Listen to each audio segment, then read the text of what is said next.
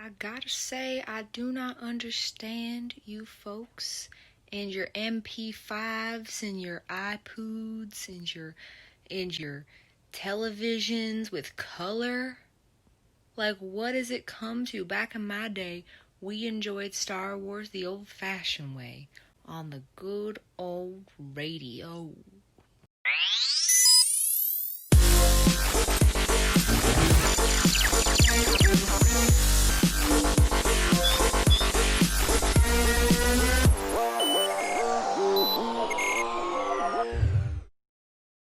So today we are going to talk about a very interesting and often forgotten piece of Star Wars media, the Rebel Mission to Ord Mantell, which was penned by Brian Daley. Now this came out in 1983 and it was released in a sort of medium that was not very common and often expressed further in Star Wars, and it was a radio show that was released on vinyl, and it's about 30 minutes long. It's much shorter than the other Star Wars radio shows that took place, which those centered more on telling the story of the original trilogy with like some slight expansion there. It was based more primarily on the scripts. Brian Daley, he did pen those as well, but he didn't have as much creative license to that. Whereas this one could easily be told as like a pre-Empire Strikes Back sort of story. And he had full creative and artistic license over this and worked with Buena Vista Productions to sort of create this story that is a prequel to The Empire Strikes Back. Now, as the title suggests, this does involve the rebels going to Ord Mantell, which, if that name sounds familiar, that's because that is the reference Han Solo makes in the very beginning of Empire Strikes Back in seeing a bounty hunter there. I thought you had decided to stay. Well, the bounty hunter we ran into in Ord Mantell changed my mind. And this is that story. So we kind of see the rebels first. We see Han and we see Luke, and Han is piloting an X-Wing fighter, as is Luke. Much to Han's chagrin, by the way. He'd much rather be flying the Millennium Falcon. And we see the two of them, they're scouting out island planets. And no, it's not because they're in need of a new base. They've actually already made that decision, and that decision was Planet Hoth. Now, Han and Luke are exclusively looking at island planets because they want to throw the Empire off. The Empire is obviously trying to find the new Rebel base. That's been like the entire plot of A New Hope, so it's going to be their plot for Empire Strikes Back. Now, they just desperately don't want them to find Hoth. It's in the opening crawl, and like they're like real afraid of that because they just got settled. They're just starting to develop this base. As we know, it does not work out that well for them. Set your course for the Hoth system. But Han and Luke are pretty much begging to be seen by the Empire at this point so that they get the wrong idea and think they're looking for a jungle planet so that the Empire marks off terrain like Hoth. Now, in doing so, they return back to the rebellion just as the Empire catches wind of them, and they go back to talk to Leia. I have to say, before I get into, the actual plot of the story, because this is more of like the cold opening of it, the voice actor who does Han sounds just like Harrison Ford. Like, I swear. I was so shook by how much likeness there is there. I don't know who the guy is. I did not take the time to look it up, unfortunately, but he sounds exactly like Harrison Ford and could easily do voice acting for him if he is still alive. Luke sounds pretty good too, and in like tandem with that, their dynamic in the beginning, I really felt like felt like Han and Luke. It felt like something you'd see off of a script of the two of them exchanging. There was charmingness. There was just a level of camaraderie. Han like playfully teasing Luke. It was all good stuff. Now, when Leia comes into the mix, I have to say the voice actress who did Leia does not sound like Carrie Fisher. It's not terribly off, but it does take you out of it a little bit. The dynamic between Han, Luke, and Leia is a little strange because you kind of are played with like the Luke and Leia thing, where Luke definitely is crushing on Leia. Han is very obviously crushing on Leia too. There's a little bit of a forced back and forth there to kind of allude to the fact that there's been tension. I don't think it's that good. The dialogue's a little strange between the three of them. Leia calls Han Hun at one point, but she doesn't say it in a condescending way. She says it kind of like, "Oh, Han," and it's a little awkward. Luke calls Leia princess in a way that's kind of weirdly offhanded. That sounds much more like a Han move. And Han and Leia, like I said, they're really trying to force this dynamic that we know exists. It just felt a little out of character, some of it. In addition to that, Anthony Daniels does not do C-3PO for once. So whenever C-3PO talks, it just takes you out of it as well. Because I'm like, where's Anthony Daniels? Why did he not do this? He did everything else. He even did the little Lego shorts. He's the hardest working man in Star Wars.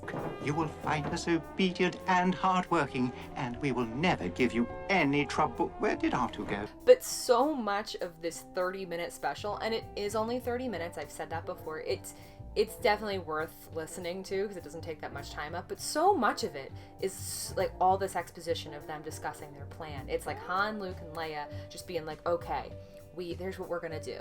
Because while they really aren't going up against the Empire in this, that is the background issue. So the background issue is that the rebels are broke and they need money. Leia's a former princess, so she used to have money when she was on Alderaan, but they have essentially they have money on other planets as well, which isn't surprising, but she has a means. But the Empire has taken over these funds, and this transfer of money is happening on Ord Mantell. So you can probably see where this is going. The rebels are trying to intercept that shipment, and it's this super convoluted plan of how they gotta do it. Leia doesn't even really need to be there, but she does because her handprint needs to authenticate it, which to me sounds more like confirmation that she's been there, but whatever. It's not my choice. But all three of them, including C-3PO, have to go on this mission as well. They did use audio of Chewie and R2-D2 from the movies, so they at least sound incredibly in character. So whenever Han, Chewie, or R2 are, beeping and bopping, it sounds like them. But there's just so much exposition of why they are what they're doing and why they're doing it. And in the midst of that, there's a strange vibe that's set where Han essentially doesn't trust this one character because he's not human, and that's kind of how it's he's a bug-like character. His name's Rodrus or something, and Leia speaks very highly of him, but Han is like, no. And C-3PO is in his non-Anthony Daniels voice is like, oh dear Captain Solo, it's just because he's not human doesn't mean we can't trust him. And it's just a very strange, random curveball they toss in there about Han Solo, who works with non-humans all the time. And I mean, if you were trying to go under the precedent of Han not really trusting anybody ever, that might be something. But since he's walking around with a Wookiee, it doesn't really seem like a fair fight to take. And also, that's pointed out, and Han's like, Chewie's different. And I'm like, okay, this is strange. One of the things I don't like about this story, which tends to kind of happen in a lot of older stories with this type of narrative, is it's one character doesn't trust somebody and they don't really have a valid reason not to trust them, but for some reason they end up being right, and everyone's like, oh Han, you were right, and you're like, oh, which he doesn't really have the right to be. It's a mixed bag. It's kind of interesting. He technically is right, but he's also technically wrong. And the big culminating point of this is them meeting the bounty hunter on Ord Mantell, and that's the part we're building up to. And it's interesting to me that they go with something kind of there's nothing notorious about this bounty hunter in a sense. In other iterations of how this story's been handled, it's always somebody of more notoriety that we'd see. But it makes sense because this is 1983 and we don't have this expansive amount of repertoire. There's really just Boba Fett and then the line of bounty hunters that we'll see briefly in Empire Strikes Back that a lot of people were curious about. I just wonder why they didn't go with one of them, because that would have been interesting. But in this case, it's not so much the bounty hunter that's what's interesting, it's that this is what fuels Han Solo to feel like he needs to leave the rebellion. And it's not out of selfishness and his covering his own butt. Yes, a little bit it is covering his own butt and Chewie's butt too. But the big thing is that he feels and he's not wrong about this, the reason this mission goes awry is because he's there. And because Han is there, they don't walk away with as much ease as they normally would. So there is a level of truth to that. And so when he's like, I need to leave, and he makes that comment in Empire Strikes Back, it's not just him needing to run away and the way that Leia perceives it. And you can see how she perceives it that way because he's the cool guy. He plays it off that way. Don't get all mushy on me. So long, princess. But it does add a certain layer of depth to Han Solo. Now, I'm not pretending this story is deep. It's 30 minutes long. It's very much reads like like I said, it's not always incredibly in character, but you have to remember that this was born during a time when there wasn't that much expanded media. This technically doesn't fall under the jurisdiction of the EU, and it definitely doesn't fall during Disney canon. It's its own thing in a way. Not to say that, I'm not going to say it's something as scandalous as saying that it's clumped with the holiday special and with the Ewok movies, but it's, you know, kind of that preemptive, like, that preemptive renaissance of Star Wars media. It's certainly not on the same level as like Shadows of the Empire or, you know, any of the Timothy Zahn books that came out or any of the comic books that came out. Like all of that stuff that just resurged Star Wars in the 90s. Like this is the 80s when they were just kind of petering out of content and, you know, providing some interesting media for these fans that just desperately wanted to know more about these characters. So to me, that's the cool part about this. You can visualize it. There's some cool components here. Han and C-3PO both fly an X-Wing fighter, which is something interesting and weird, but it's definitely probably sparked a lot of imagination in a lot of people of that time. So for that, I think it definitely gets points. And it's so short in comparison to, you know, the other Star Wars radio specials of that era. I think it's definitely worth listening to. It gives you a nice little story, the music and all that stuff in the background.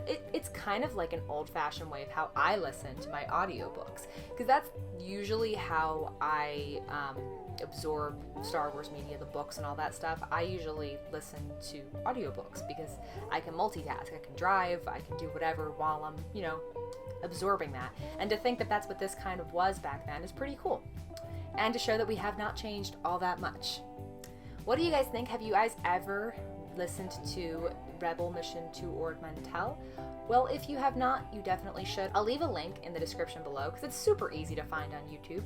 But it's definitely worth a listen for any Star Wars fan that wants to kind of see a piece of history. Nobody really knows why it exists. There's not much history behind it. It just sort of was, you know, flashed into obscurity and then it became a thing. May the Force be with you guys. Have a great day.